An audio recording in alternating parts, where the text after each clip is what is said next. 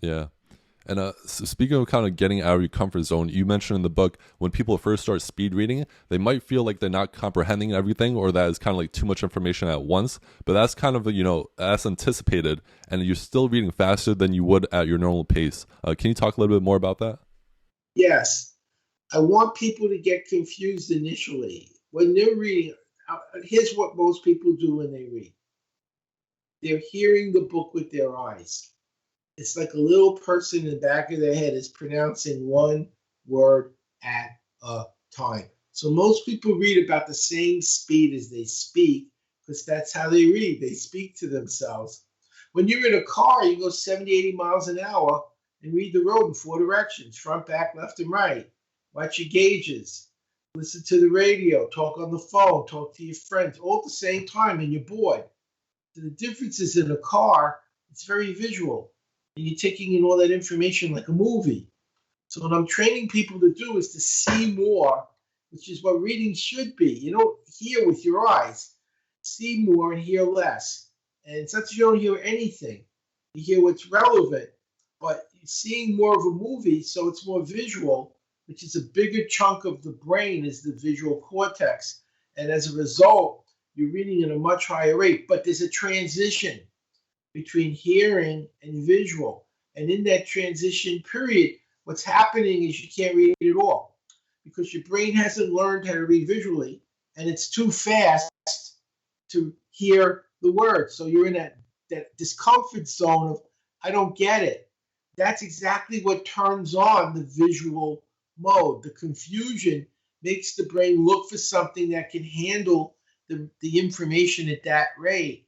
And what we do is we can easily switch on the visual mode. So I want them confused temporarily, not long, about 15, 20 minutes. And as a result, their brain switches on to a different area that can process quicker and more efficiently, like driving in a car instead of a conversation. And so I make them aware, you are going to get confused, but I want that to happen temporarily because that's what's going to turn on this ability to read quicker with good comprehension. So it's a good thing if it's happening. It means it's working, but it's very temporary. So you're quite correct about that. Yeah, it might be if anyone that tries kind of speed reading might feel kind of counterintuitive, like, oh, I'm not really feeling like I'm understanding this, but it's actually part of the process. And also in the book, you say it usually takes like 15 to 30 minutes a day, practicing every day for about 8 weeks. It's not like just one big hack and like in 10 minutes you could read like 10 times as fast. It's like reading is a skill and it's something you have to practice and develop. Would you say that's right? It's true, but most people at the end of the program have doubled. I had an 84-year-old read 3 books in 3 hours the day after I taught her, Ruth Rubin. I had kids with dyslexia that were able to do it because they were using a different part of their brain. Doesn't mean every dyslexic can do it, but the ones that I worked with were very successful. And you're correct. Most people go through a brief period of confusion, followed by a rapid increase of speed with good comprehension.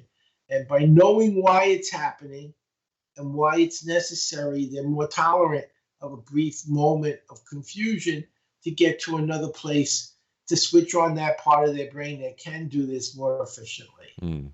Yeah, and it's just amazing to know how much like the brain's possible of doing.